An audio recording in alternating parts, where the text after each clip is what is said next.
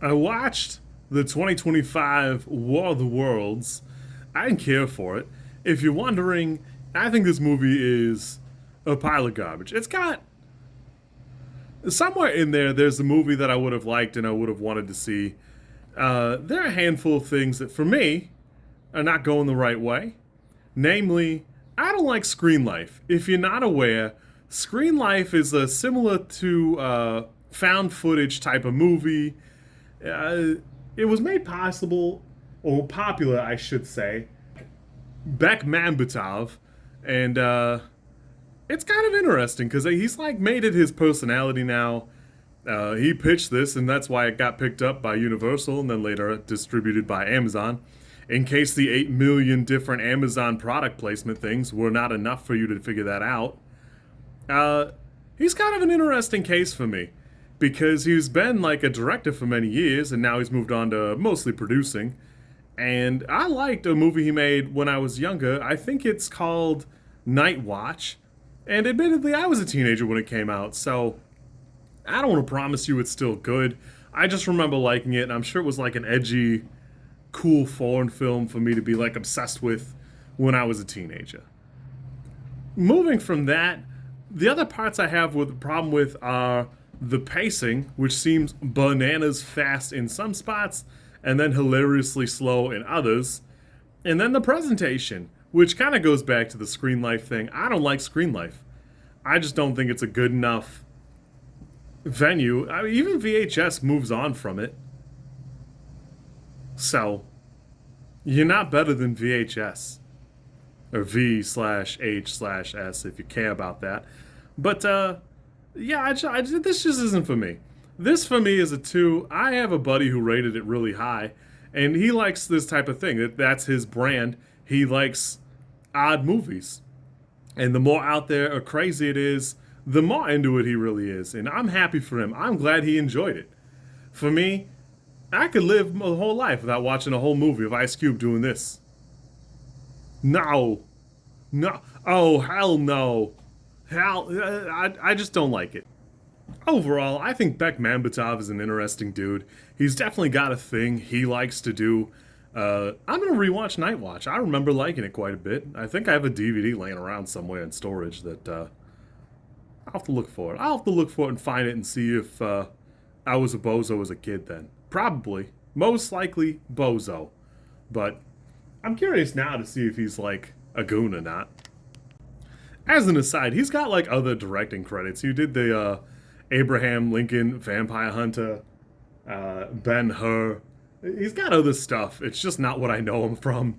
That it's just my like lack of education and culture for me. Moving back to War of the Worlds, a component of this is I will not be gaslit into this propaganda of liking DHS. There's nothing wrong with the Department of Homeland Security, like on its face, but this is like that Carry On movie they made on Netflix, I think last year, where it's like the TSA. You can't make a movie about them and make them cool. It's like when Michael Bay took a bunch of American military complex money and then like shoehorned a bunch of soldiers who could suddenly shoot down a Decepticon after a movie of just getting mangled by them. It's just corny. I don't care for it. The cast is limited, and I understand it was COVID when they made this movie and they shelved it for 5 years and somebody accidentally uploaded it somewhere. But like, it's just weird to center it on Ice Cube. Every moving part of this movie is like kind of goofy for me. Not the least of which is how bad the CGI like aliens look. And if the movie sat on a shelf for 5 years, somebody could have put some work in. I don't know who, but this is a $1 billion company we're talking about. They could have put in a little bit of work and effort, especially for it to be like your product placement movie.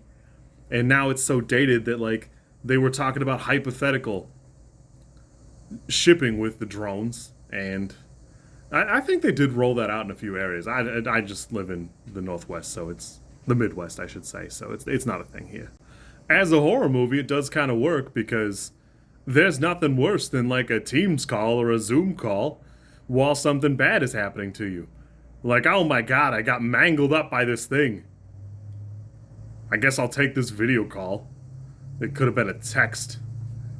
Uh, Above and beyond, like, Ice Cube spends an inordinate amount of time at work stalking his children. Which is funny because it really is like, I also screw around at work. I'm just not like stalking my family members. So I guess in that regard, it was super accurate to what like a desk job is for a lot of people if they have like unrestricted access to tools and stuff. But for me, this is like a 2. It's palatable, but I don't like the genre. I don't really care for it. I don't think Ice Cube is doing anything here. I like looking at Evan Longoria, but she's barely in the movie, so who cares? Uh, yeah. Also, the kid, really? Really? Anyways, you kids be good. I'm gonna go floss my brain and watch something I actually like.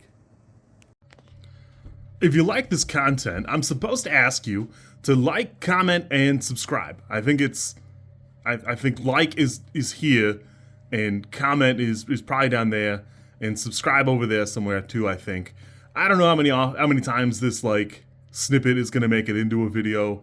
Uh, Everybody says you should do it this way, and I always thought it was just like an annoying thing other YouTubers did.